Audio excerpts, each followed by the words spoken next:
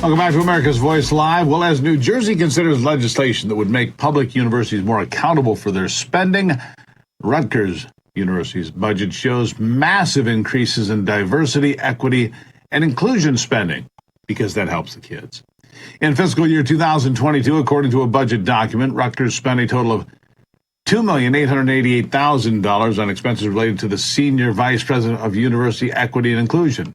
Wow.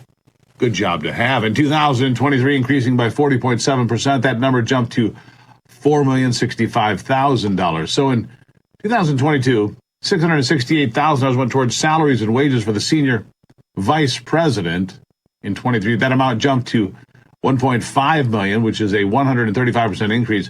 Documents reveals Rutgers plan to recognize inclusive leadership as a necessary competency for supervisors, foster research focused on diversity, equity, inclusion, and justice, expand conflict resolution and conflict mediation, and further equitable outcomes through consistent hiring, promotion, and advancement committee policies. Rutgers is one of several public universities facing scrutiny for alleged financial mismanagement after reporting a deficit in its athletic program for 2021. To help us understand what is going on here, let's bring in Wyatt Eichholz, who is a student at University of Alabama and a campus Reform Correspondent. Wyatt, good to see you. Thank you for being here. Good to be with you. Thank you for having me. All right. You know, I'm not real good with math, but that sounds like a pretty good gig to me. You know, the DEI vice president, what do you think? I mean, maybe you should just drop out of school and take that gig right now. If someone was offering me that kind of money, I would jump on it in a heartbeat. I mean, $4 million in the fiscal year 2023 isn't bad, but I think the number that's more shocking to me is that 40% increase year over year from 2022 to fiscal year 2023. We're talking about a department of the university that doesn't even teach students. And when you look at the fiscal and economic framework of the United States, where we see tuition costs rising across the nation, and we also see that national student loan debt continues to be a major problem, it all amounts to this just being an additional wasteful use of money that could be better spent on students. The Campus Reform, a project of the Leadership Institute, has been reporting on DEI programs for years at this point and documenting how they harm the learning environments of schools, how they are undermining the very mission of a university. Rather than it making students better prepared for life, they're only harming them and setting them up for failure. It's a waste of resources, and you're right, by just increasing this money into these programs under sort of the cover of darkness, someone's getting a lot of money, but that benefit isn't going to the students. You know, what I'm trying to figure out here is what is the actual salary for these vice presidents? I mean, the way I'm looking at the numbers here, these people are making more than top-end football coaches at Division I schools. I mean, what's going on? It's astonishing, and it's astonishing the fact that they believe that it was not going to be brought to light. The fact that the governor of New Jersey, who is not a fiscal conservative in the traditional sense, is investigating this just goes to show you the depths of woke indoctrination and ideology in these different state publicly funded institutions. Now, this is part of a broader trend. It's not just New Jersey that's involved. Florida, in the state of Florida, rather, the governor, Ron DeSantis, is trying to cut back on these DEI administrations as well, bringing to light how much of this money is being wasted on, like you said, exorbitant salaries, expensive programs, none of this going to see the benefit of students or faculty. And these other states as well are trying to bring more fiscal transparency and then shift resources away from this wasteful spending so it can focus back more on resources dedicated to students, improving the educational outcomes, teaching American core values to students rather than this DEI, frankly, nonsense.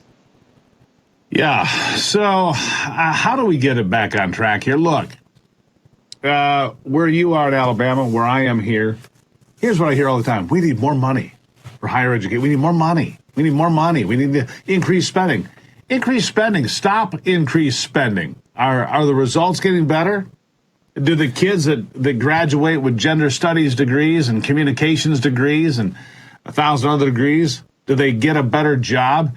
No, but they're on the hook to the government to pay them endlessly on student loans that they took out that are almost impossible to pay off because it's a cash cow for the federal government putting these kids on the hook, a whole generation. And then, of course, they dangle it in front of them and say, hey, we might forgive your student loans if you vote for us. So they're buying votes by using money that they've inflated and made impossible to pay off. It's a scam all the way around. It's dirty top to bottom, Wyatt, or am I just cynical? I think you've got it right on the money. When we look at this, I'm glad to see the woke bureaucracy rolled back anywhere it can be, whether that's states like Florida, New Jersey, Alabama, Texas. It's just a waste of time and resources. It increases the amount of conflict and division between students, and it mismanages taxpayer dollars and student and parent tuition money. Honestly, if we're going to be spending taxpayer dollars on anything at all, it should not be going to teach students to view each other differently because of race. It shouldn't be going to indoctrinate students to report on one another for expressing unacceptable viewpoints.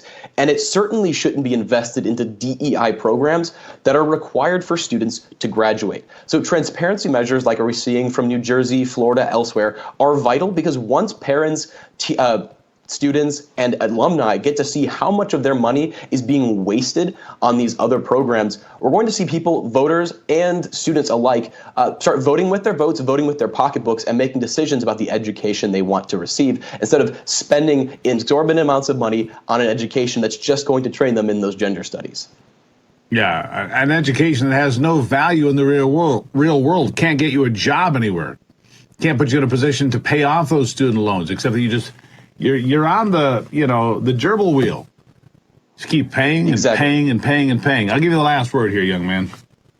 Exactly. As I've been saying before, we know that these programs only harm the educational outcomes of students. We know that it's a waste of resources. And the most important thing that taxpayers and students can be doing right now is putting pressure on their legislators and putting pressure on their school administration to just cut out the wasteful spending, to increase the transparency, and to shift those resources to where it actually matters, either improving the quality of education. As you said, schools keep talking about the need for more resources. It's already in their balance sheets. It just needs to be shifted around.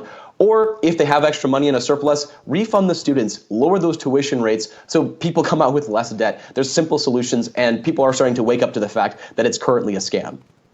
There you go. Wyatt Eichholz, thank you for being here today, my friend. Greatly appreciate it. Thank you so much for having me.